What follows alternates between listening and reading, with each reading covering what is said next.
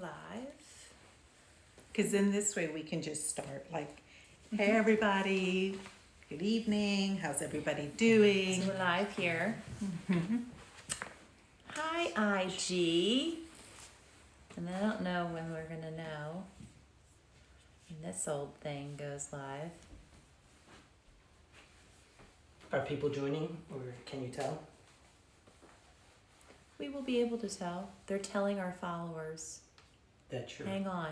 We're Okay. telling more followers. Sometimes it gets busy and it does this. And you have to like jump back off and jump back on. Your orchids gorge. Yeah, isn't it pretty? Mhm. It's I was like, amazing okay. blooms. I was like, that's, oh, it needs water already, look. Oh, shitballs. I would have put it in there when I was done. Yeah, What, is that Traders? I was like, that's already, Oh. Hold on, that's the wrong song. Okay, saying we're live. Oh, here they come. Everybody.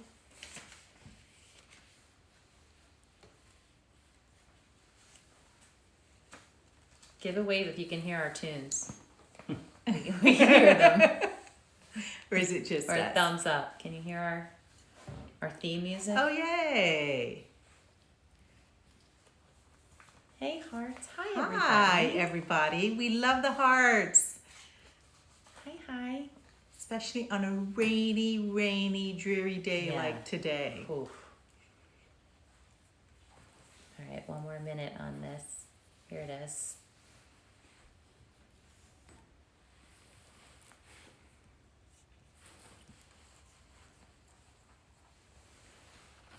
Hi. We're hoping Kelly's the so hearts much meet. better on the whole. It's like You- sometimes we should have set that up over there. Oh yeah, it's all right. Hi. Is GarageBand recording? It is. 'Tis on. Yeah, I'm just waiting for the Facebook because that's in one more minute. We're gonna get started in a minute, so hang out. Give us a couple hearts if you can hear the music. Hello, wave. Happy evening, happy day, depending on where you're joining us from. Oh, is this going live?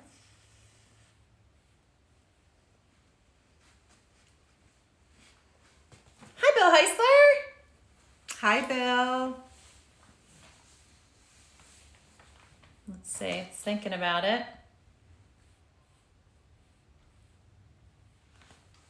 So we've got a couple of lives happening Mm-hmm. simultaneously.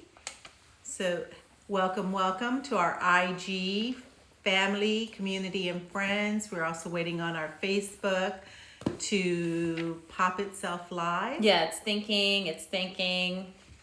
Hi, Carl.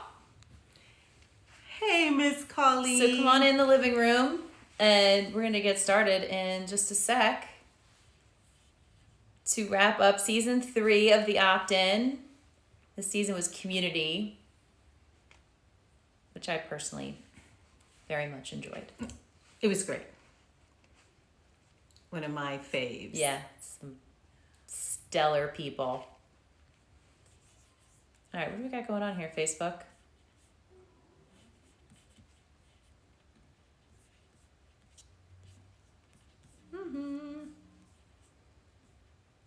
Come on.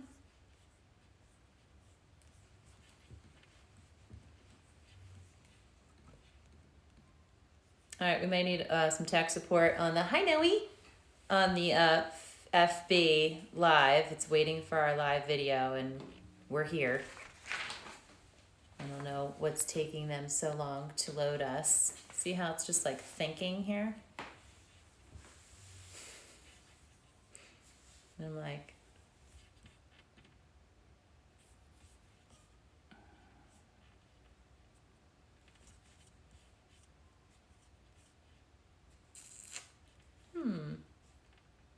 No bueno, it's not working. I wish I could manually do it, but now it just says it's starting, so.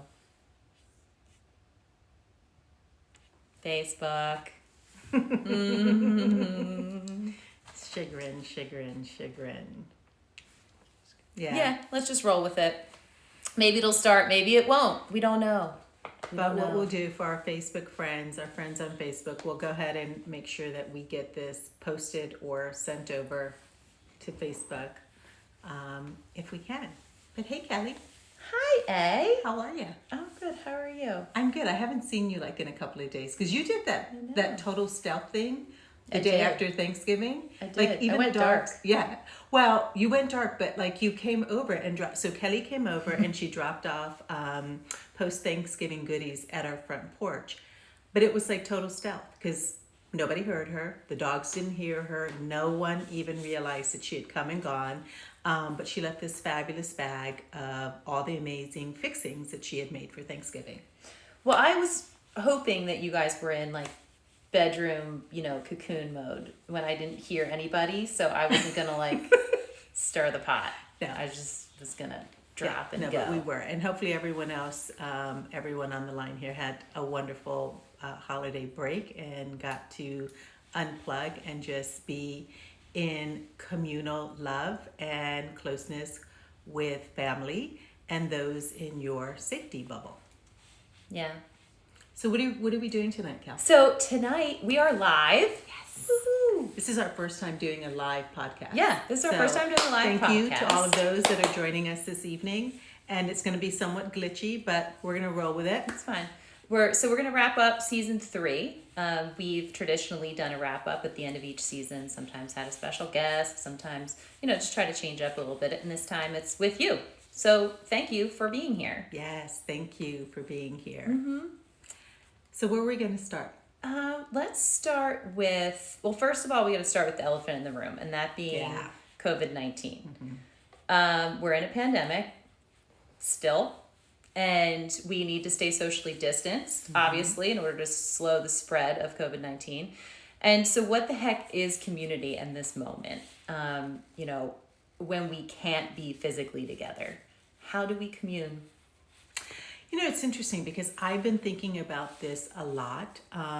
We didn't have all of our family members together for Thanksgiving in an effort to keep everyone safe and to minimize any travel and certainly airport and airplane time. And as you know, Kelly, community is something that's deeply rooted in who I am and my culture. But I think that there are some beautiful examples that we learned with regards to community from the many guests we had this season. And one of them is that even if we're not coming together physically as we may define community, it doesn't really mean that it doesn't exist. Yeah, no, it's true. And Dr. Kelsey Leonard had some great insight and indigenous wisdom around that. And in case anybody needs a refresher, Dr. Kelsey is a water scientist and a water protector, and she represents the Shinnecock Indian Nation on the Mid-Atlantic Committee on the Ocean. And she seeks to establish indigenous traditions of water conservation as the foundation for international water policy making. Whew. That's a lot. It's a lot, and it's so. It seems almost like, well, of course they should. You should be get at the closer at so the that foundation. you're in the screen with me. Sorry, I don't realize I wasn't in it. Of course, indigenous traditions should be a part of water conservation. Yes, but that's not really what happens.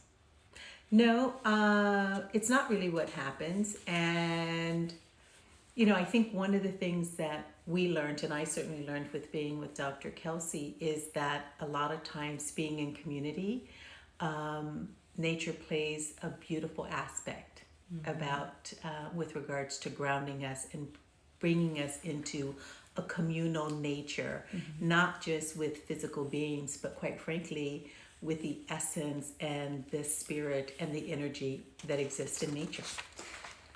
Yeah, she talked about at some point, talking to the trees, and even if people think you're a little off, or you might feel a little weird or something, but just to go and talk to the water and visit with it. And I really liked that part. I was like, oh, I like when somebody tells me that I can just go and look at every blade of grass, or like you kind of feel like a little kid again in kindergarten, where at recess or something, where you just kind of play with a rock for a long time or something like that. And so for community, at least we shouldn't discount. We shouldn't just think about people. Correct. We should be thinking about people are part of the earth and part of the ecosystem at large. And so we have to think of all the members of community, especially the ones that we can now, since we can't be around all the other organisms like us right now. And so, yeah, what does that bring up for you? It brings up one of my favorite, and a ritual that some people might find weird. I've always wondered, people driving by my house, what they might think of this. But as Kelly knows, our house has a lot of trees around it. And one of the things I love doing as part of my morning ritual is going out in the morning and hugging my trees. And there's something very peaceful, there's something very grounding, and there's something very connecting in that process for me. And you know, some of the trees on our properties, God knows how old they are, but it certainly is decades upon decades of years and wisdom and just rooted connection into our earth that I find not only connects me to myself, but helps me have this sense of connection with everything around me, which in an environment in a pandemic where we have been quite isolated, it's been a beautiful practice for me. I invite anyone to do it. It's kind You're of cool. the ultimate tree hugger. I am. I am. I so am. So yeah, Dr. Kelsey, episode number 28. If you didn't get a chance to listen to her wisdom yet, such a treat, such a treat. Love being in community with her. And Let's talk about Allie and Asha. So Allie and Asha, that was episode 20. That was 27. 27, episode 27. So we loved talking to them. They are lifelong educators. They are great friends. They have unbelievable and incredible stories. They recently wrote a book called Tiny Imperfections that is available for all of you to pick up. And picked up by a major streaming platform to be a show too. So Yeah. that's exciting. Hint, hint, go and grab the book. But it was really fun talking to them this season. Yeah, it was. I remember when Asha told the story of like, she's like, I wouldn't send my husband in to the banker to get the mortgage. Or no, I wouldn't go in to get the mortgage from the banker. I'm going to send my white husband in. I'm going to send the white dude in to get the mortgage. So, you know, I'm a great writer and I have great experiences. And Allie has great experiences and the connections. So, you know, of course we can work together. You know, I knew what it was like to be the only brown face in the classroom for years. And it just was so interesting to see sort of a reflection of another cross-racial relationship and all the gifts the different gifts that people bring. Yeah, and then the way that they had brought that community within themselves to bear, and the leveraging of their respective communities and their strengths, right? Yeah, which I think is what you're talking about as far as our relationship, right? Yeah, so I have so many joys of working with you. And one Some not so good too. it's like working with 100 people. It's like working with 10 of the smartest, wisest, most experienced people in 10 different arenas of knowledge. And it hits all of my Gemini points of like, must know everything, must figure this out, must understand all of these angles. Because working with her is like working with a dynamic, multi-dimensional being. And I've learned that she learned it all herself, which is like, whoa. Like my family paid so many people to do the things that Aurora learned to do on her own. And so she's taught me like, figure it out, you know? And so Google and YouTube are my friends. And you're really great and amazing and patient with me. At hitting the wave. Yeah. At hitting Yeah, the wave. and see, and this is the thing. I don't know how to hit the wave, right? But Kelly knows how to hit the wave. So we balance and we All of our leverage each gifts. other's strengths. But one of the things that I loved when Asha and Ali were talking about is, how do you leverage each of the communities, right? And the intersection and sort of the overlap, or in some cases not overlap that may Yeah. exist. I mean, I always say to Kelly, I think I love leveraging Kelly's network, right? I mean, literally, Kelly can pick up a phone, call her dad, and then that phone call translates into 5, 10 other different conversations and incredible opportunities. And quite honestly, that's not part of my community. That's not part of my circle. And it's something that I have come to be extremely appreciative of, understand kind of the value of it and the leverage of it, quite frankly. Yeah. Yes, and I mean, we could talk about authors all day long because I do love the slice of community that they get to show in all of their books. And so I don't want to forget to mention episode number 33. Who read Giving Up Whiteness by Jeff James? Give a hand raise in the comments because, whoo-wee! That was, first of all, I loved meeting him. I mean, he is such a genuine and lovely human being. His story is amazing. Really, if you have not looked at the book, picked up the book, please, we really encourage you to do so. He was a corporate executive guy who, you'll tell the story because I love the connection that you make with the way we met. But he, was a corporate executive, publisher, now author, that wrote Giving Up Whiteness. Well, he had a black woman friend. Yes, he did. That's but you'll the tell key that to story. life. But he he wrote this incredible book that really just articulates his personal journey of going from a place of somewhat awareness and thinking he was a good white guy to really unpacking his life, unpacking his beliefs, unpacking his religious upbringing, and unpacking the way he traversed the world as a white man. And it's an incredible book. He's an amazing human being, and we can't encourage so many of our community here to pick up that book, and certainly it's a phenomenal stocking stuffer. Yeah, I mean, I just loved watching and reading about his journey and how it started with himself and it moved out to the spheres of influence around him, and he interrogated everything. And it did start with his friend, a woman of color, he said, like, what do I do? And she's like, give up your whiteness. And so he went on a journey to figure out what that meant. And I was like, oh, he's got a friend too. He went looking too.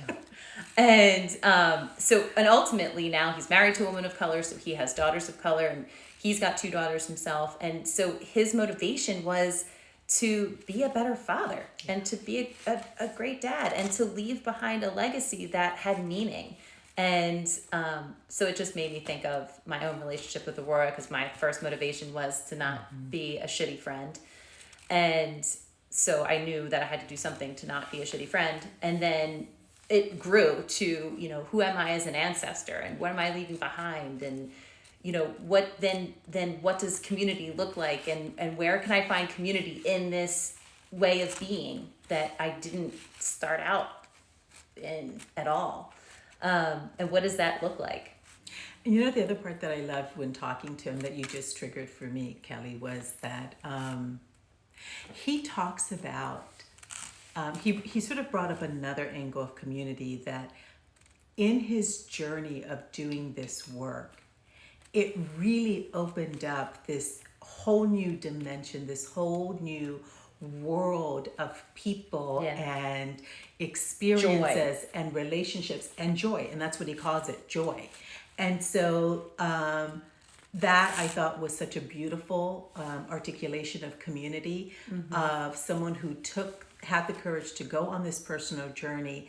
And then through that personal journey, it just opened up this whole new evolution of community for him in the experiences of all the different people he was now having an opportunity to meet. And you know, one of the things that Kelly and I always talk about is the fact that community is something that growing up was very personal. It's hard for me to actually even imagine a world without community, because I have never not had community. I have never not had a sense of belonging to a community. I've never not had a sense of being responsible for a community or to a group of people and humans outside of me, myself, my family. It's always been this sort of bigger shepherding and accountability to a broader swath of humanity. But this season I learned so many different things. But let's start with what you learned. What were Yeah, your you know, favorites? because community for me was semi-man-made, and it was membership driven and money driven, and you know, whether it's a gym or a golf club or something. And I actually look back and think like, oh, I was really yearning for true community, and instead I felt like Goldilocks for 40 years. Like, well, maybe I'll find not that community. You know, maybe I'll find community here. Nah, not that community. But I was just looking in the wrong places in the wrong way. And so I really loved, I loved so many of our guests, but Colette Pichon Battle just always brings it home for me. If you haven't listened to that episode number... She is she's right before Kelsey, so it's 27. No, Amazing. She's 26, episode 26. Hi, guys. And she was very clear that that she knows where she is from, like the earth and the soil that made the food that she eats. That impacted you. I It remember. really did, because she had such pride and love for where she was from. And I can't speak for Black people in their experience of not knowing where they're from, but I can speak from a white experience where it seems like a lot of it gets erased where we're from on purpose. It's like, let me distance myself from the poor Masons that brought me here or something, or the abusive alcoholic that, you know, that didn't show up well for their family and stuff like that. And so Colette not only brought home like the soil that you're from, but also like the self-transformation required to really love yourself, to be able to show up. And also the that just how interconnected we are, and that she's just so freaking fun on top of it. Like, she's not preaching to you, she just exudes it. Yes. Well, I loved the connection that she made in relation to knowing where you're from. She believes, and knowing the ground and the earth that your ancestors and those that are part of your lineage touched and walked down, is such an incredible connection, not only to yourself and to your community, your family community, but to the larger planetary and environmental community.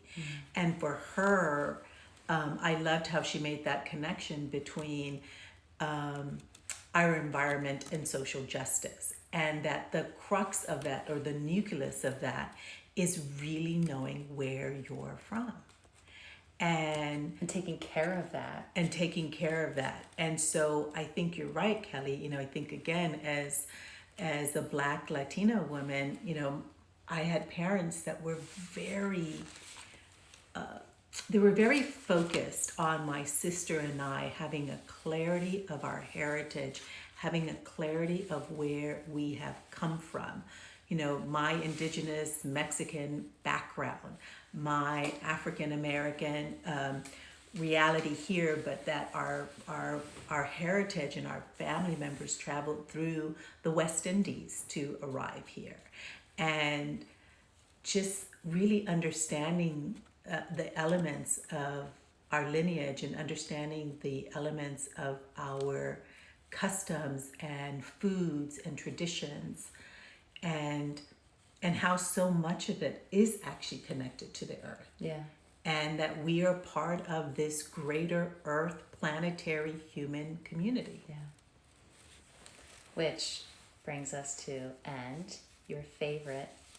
I know we don't like to give a hierarchy of favorites. But Dr. Gail Christopher. When we got off our call with Dr. Gail, Aurora says, you know, when somebody asks you if you could have dinner with anybody in the world, living or dead, who would you have dinner with? And she's like, I'd have dinner with Dr. Gail. Yeah. Like above Jesus, above Buddha, above everybody. Yeah. It was Dr. Gail. For sure. Like, if you have not listened to that episode, just highly encourage you to listen to that episode, and I'll share what it meant to me. First of all, she is an incredible. My eyes get teary like thinking about her. She is just profoundly wise, profoundly smart, profoundly loving, and has just created such an impact in our world, not only from a health industry perspective, but from a social justice perspective. She has an incredible daughter who we also had the privilege of interviewing season 2. Season 2, yeah, episode. Heather McGee, who is one of the is the president of Davos, the think tank Davos out of DC. Episode 15. But Dr. Gail, what she gave me in that conversation that really hit home for me is that she talked about the process of healing. And for me, my self journey has very much involved healing the wounds, healing a lot of the ancestral pain, and just healing. Wellness overall, spiritually, emotionally, physically, and her ability to recognize that was profound. But number 2, transcending that as it relates to not only people that look like me, which I could also say, yes, true, and I am connected to that reality, and that I know that my healing creates a ripple effect back into my generation of ancestors, as well as to those that will come after me in my lineage. But I think connecting the healing to the overall collective that includes white people. Mm-hmm. And for me, just being in her presence and having that conversation really brought that aspect much closer and deeper to me, in the recognition of how our collective healing as white and non-whites is really, really connected in a community of healing, and in this collective of healing and a collective of our mutual and interconnected and interdependent liberation. I mean, the racial truth. I mean, just really, the necessity to us embodying and understanding the truth of our races, how they are not real, and yet everything is based on them. Yes. And the healing and the transformation. I mean, we did not tell people to say transformation, everybody.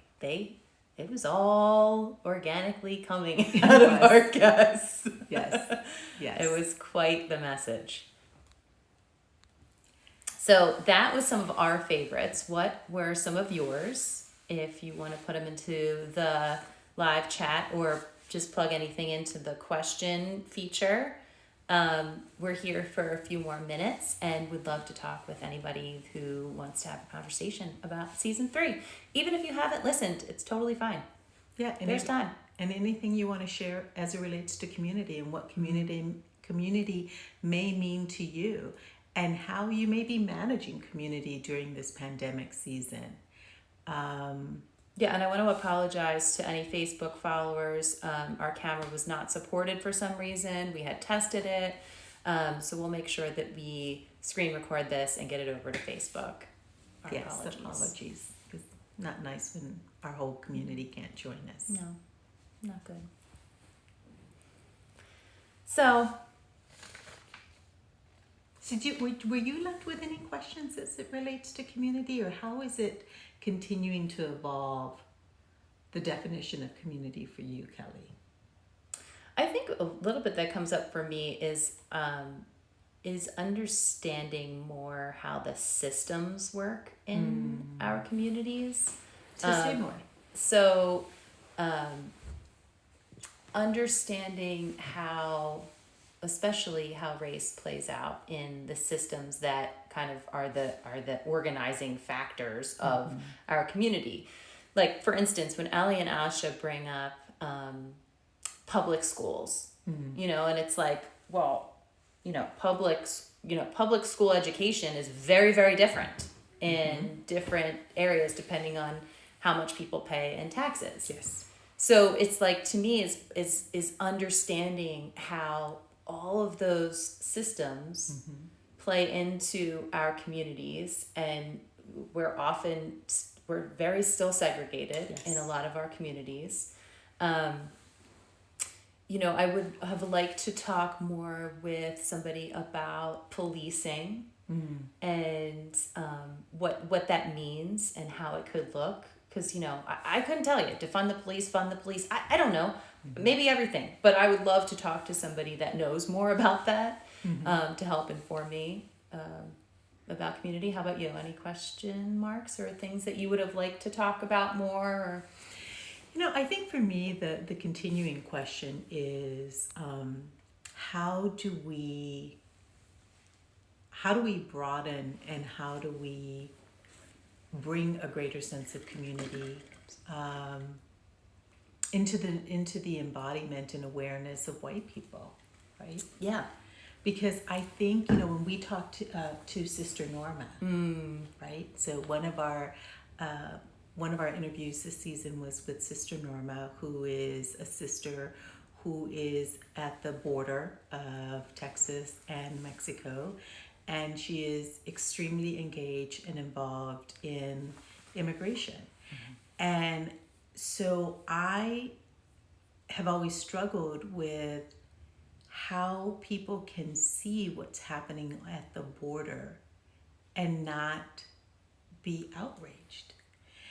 But somehow those children, those families we can separate ourselves from them and not think of them as part of our human community, our human sisters and brothers. But we can sort of shut it off, and if it's not playing out in the news, then we don't think about their struggle, their suffering. And so for me, it's how do we evolve, or how do we integrate the notion of community into cultures and parts of our humanity where it's not so ingrained, it's not so part of the cultural experience. Yeah, in fact, what comes up for me is what I notice in some white communities that I'm a part of is hearing about, whether it's direct, is that I see white folks sometimes hunker down more and separate themselves more and take care of them and their own more out of fear and the story that we kind of make up in our heads so that we can cope with the extreme heaviness and tragedy and trauma that's happening. And instead we just go like ostriches and stick our head in our own little sand pile and say like, well, I'm just going to take care of mine and my own. That's all I can do. And it's like, actually, we can do both. Like, we can do both. It's that binary thinking comes in. Colleen taught me that that's a coping strategy. Binary thinking is a coping strategy. I was like, wow, yes, it is. We either do this or that. And it's like, no, we can do both things. We can do both things. We can absolutely do both things. So thank you for joining us tonight. Thank you for our inaugural live podcast wrap-up. We thank you all for being a part of our community. Thank you for being a part of those on the journey along with us in transformation, in self-awareness, self-reflection, self-evolution. And we love you all. Please stay safe out there. Please look after each other. Yeah. Stay sane, wear a mask, and keep opting in. Yes, keep opting in. Thank you so very much, everyone. Thanks, Mary. We love you. See y'all soon.